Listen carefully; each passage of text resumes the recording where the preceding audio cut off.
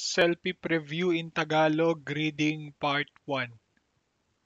Okay, mga kababayan, nasa ano na tayo, reading test. Tara, reading test part 1 pala to. So ito, makikita nyo lang din to sa Selfie. Libre lang to.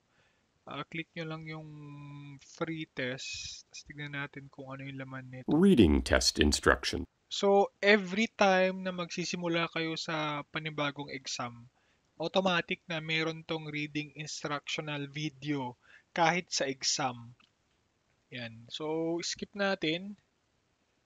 Skip, skip page. Okay. Ito yung part 1, guys. So, yung part 1 na to, meron kang 10 minutes para tapusin. Yan, 10 minutes para tapusin. Tapos, yung structure ng exam is reading correspondence siya. So, ang dating is, meron kang kaibigan, kakilala, or office mate na mag-email sa'yo. So, kunwari dito sa lagay na to, ang nag-email is si Maria.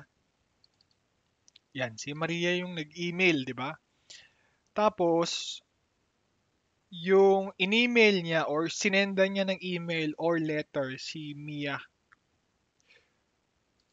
Yan. So,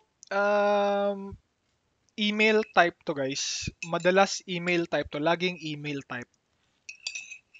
Coffee tayo. Email type to. Ngayon, um, itong exam na to, sabi ko nga, meron kang 10 minutes, di ba? Dalawang part to, dalawang, ang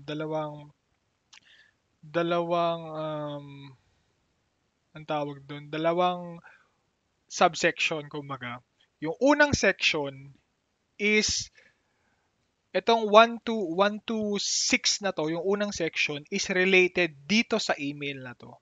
So hahanapin mo yung information dito. Okay, hahanapin mo yung information dito sa email na to. Ngayon, itong second part na to is ito naman yung sinendan mo ng email, which is si Maria, siya naman yung magre-response. So yun na, yung una is ulitin ko, yung first task is ito, dito mo hahanapin yung sagot. Itong second task na to is parang nagre-respond ka na dito sa email na to. Okay? So dalawang part, kumbaga, hinati niya sa dalawa. Pagsagot nitong part 1 na to, meron kang dalawang way kung paano sagutin, 'di ba?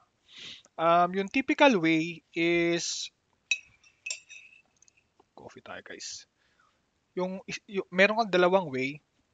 Yung unang way, which is typical na gagawin ng mga examinee, is babasahin nila yung buong email. As in lahat, babasahin muna nila lahat. So, from Hi Mia hanggang dito, will be in touch, is babasahin nila from start to beginning. Yan, start to beginning. Tapos, saka sila pupunta dito sa email, hahanapin nila dito. So, yun yung unang way, which is, yun din yung typical ng majority na gagawin ng mga examinee. Typical guys. Babasahin muna nila tapos pupunta sila sa question. Ngayon, ang ginawa ko dito, kaya ako naka 10 to 12 para mas mabilis, guys, is binasa ko muna yung question. Ito yung pangalawang way, ito yung pangalawang way. Binasa ko muna tong question. Okay, Maria's mother is now, sabay hahanapin ko itong choices na to.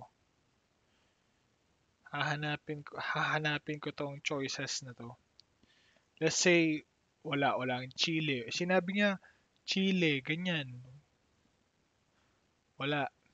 Okay, so yun ang technique ko dito. Binasa ko muna to para mabilis. Binasa ko muna to and then saka ko hahanapin dito.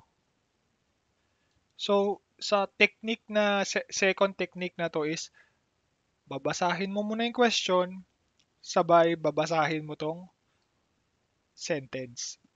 So ganun lang din, babasahin pagkarating mo dito, babasahin mo din lahat eh. Kaso ang kagandahan nun, doon sa unang way na gagawin nyo is kung babasahin nyo lahat to, babalik kayo dito, tapos babalik na naman kayo dito. Parang dito, basahin mo, punta ka ng question, hindi mo na gets, babasahin mo ulit. So, tatlong step, masyadong mahaba para sa akin. So, ang ginawa ko, question muna, babasahin ko, hahanapin ko dito. Kasi pag binasa mo yung question at hinanap mo dito, nandun na. Nandun, hindi ka na pabalik-balik ba?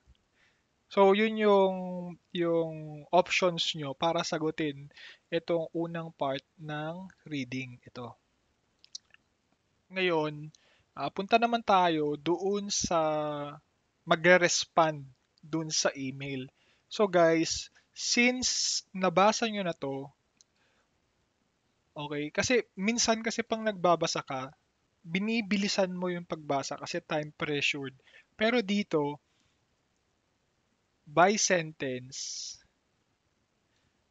i-relate mo siya by sentence din. By paragraph. Kunwari, dito na. Hahanapin mo dyan by sentence. Hindi mo, itong choice na to, hahanapin mo dito.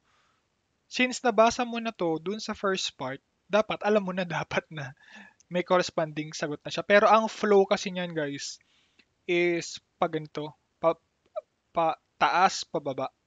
Para kang nagbabasa din. So, eto madali na lang to. Kahit nga 2 minutes lang matira sa time mo, kaya-kaya mo nang sagutin to. So, pag kunwaring nakita mo na 2-3 minutes na lang natitira, guys, ano na yun, sakto lang yung oras dun, huwag ka na magpanic. Kasi nga, since nasagutan mo na to, nabasa mo na to, masasagutan mo to. Masasagutan mo na to for sure.